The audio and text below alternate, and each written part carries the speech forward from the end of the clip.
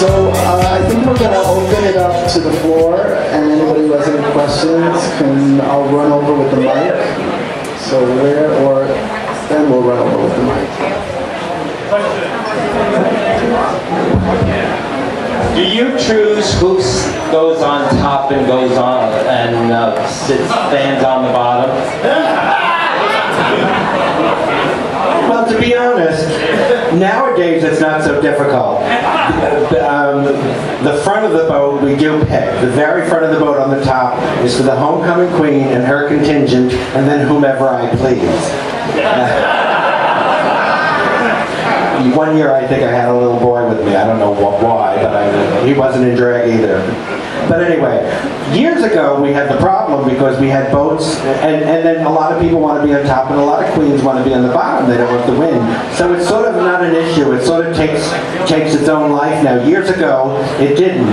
We used to have a bottom and a top. And I used to have to sell two different tickets. I used to have like a red ticket and a blue ticket, and we knew the people who were letting them on knew the red ticket was on top, the blue was on the bottom, and if it rained, the blue was on top, and the red was on top. And to be perfectly honest, the people that I allowed on the top, I'll be perfectly honest, were the Cherry Grove elite, whoever they might be, but the people who were, whoever we knew in the Grove, who did the shows, who worked in the community, I always made sure they got up there. And then my friends, what can I tell you? It's my party. And that's how it happened. I'll tell you one funny story. One year, Rose and I really did have a major battle. I don't know, God knows for what it was, but we were not speaking beyond words. And I had my friend Jacques helping me sell tickets. And the red was on top and blue was on the bottom. And I had every intention of putting Rose on top with everyone else. Fair is fair. But when she came up, I don't know, I got the devil came out of me. And Jacques went, Mary, what color ticket? And I said, well, give her a blue ticket. She's still here.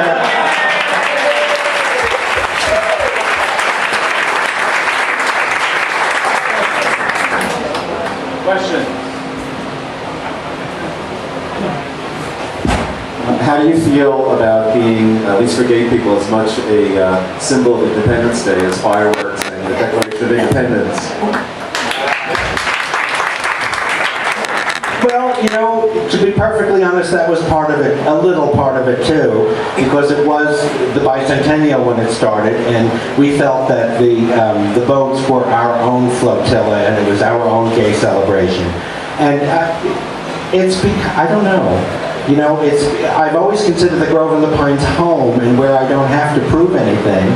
But on the other hand, the invasion's become a little more notorious, so I'm very proud of it when it makes the New York Times and the Daily News and on YouTube now all over the world. So I think it just shows the spirit of, I've always wanted to show the spirit of freedom and the spirit of fun, and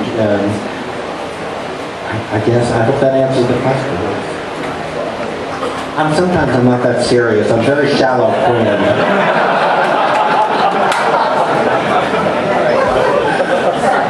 Any more questions?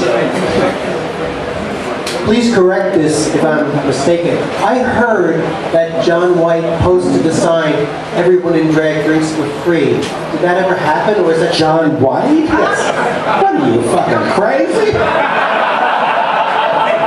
At some point, when he did welcome us, he gave champagne to everybody. But the free drinks were always at, and are again at Sip and Twirl, have offered again once this year. The Island Club, I think it was called, and they've always been full open bar. I mean, I don't think they'll let you drink the 80-year-old Glenlivet, but they'll serve it. That's always been, so it wasn't John White. Although I will mention that we have a runway pool party where drag queens drink for free this year. Well, I was hoping you might say something. So we hope to see you there. I know, I will be, of course.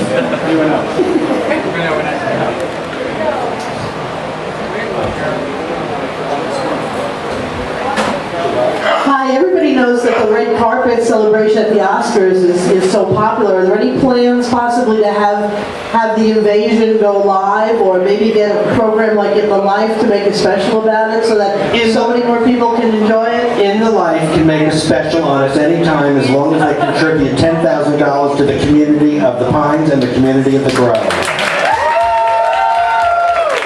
They have all tried to come in and do something with the invasion and make money off it. When they want to come and they want to give money to our communities, they can come and do anything they want. But other than that, today is our day.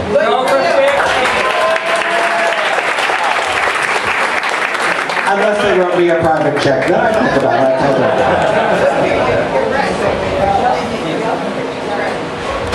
This is not anything to refer to the invasion, but you have one of the oldest playhouses, and not many are aware. You are doing over your playhouse, am I correct? That is correct. And it's the longest running gay playhouse, I believe, is that true? As far as I know it is, yes.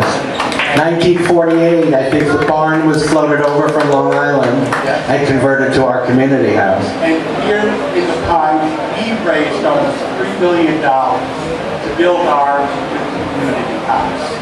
Even though we're Pines residents, I would go to the Grove for 34 years, singing the show, singing the Grove every development. And I think we should ante up and save that playhouse. Because there's a fundraiser, we need $250,000 to restore. Right. There's a Save Our Community House nonprofit that's part of the CGCAI, and you can make a check out of any amount and send it to Diane Romano. Who writes checks? Are you showing your age, Mary? What the fuck is a check?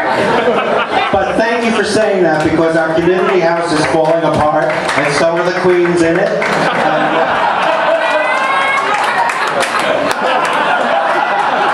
I will say, I'm going to plug something that's sort of non-invasion, that on August 28th, the last Sunday of August, I'm sponsoring a show called Classic Drag, and we're showing a big fundraiser for the community house, and it will be just classical drag, your old-fashioned drag show from years ago.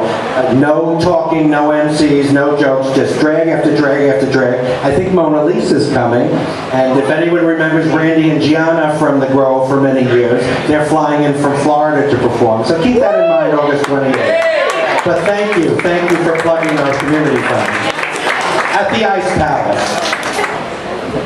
Thank you.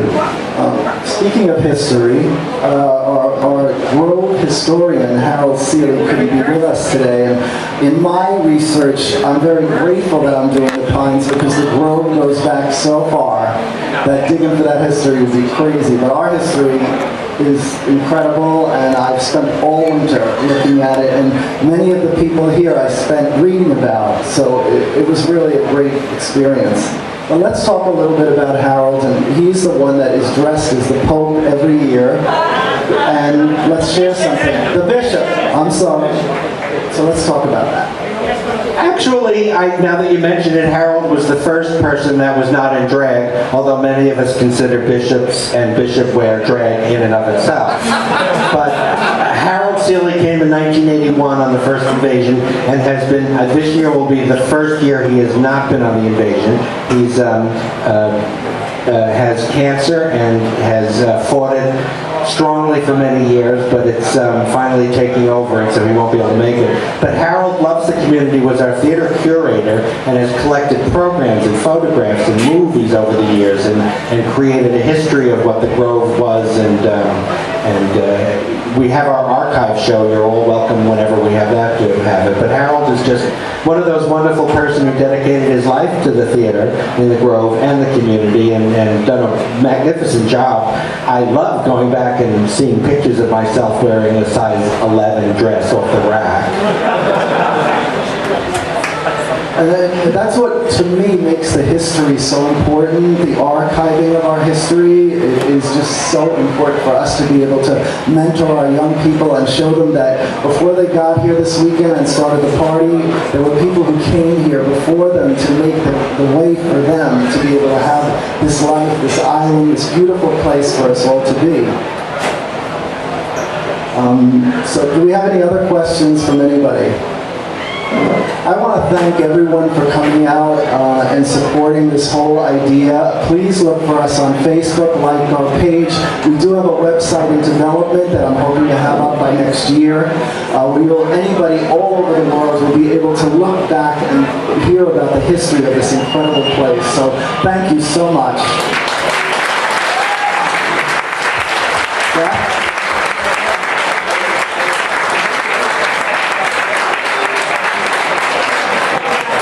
I want to thank everyone again for coming today, and I want to thank each of you for sharing your history with us. It really was a special afternoon, so thank you.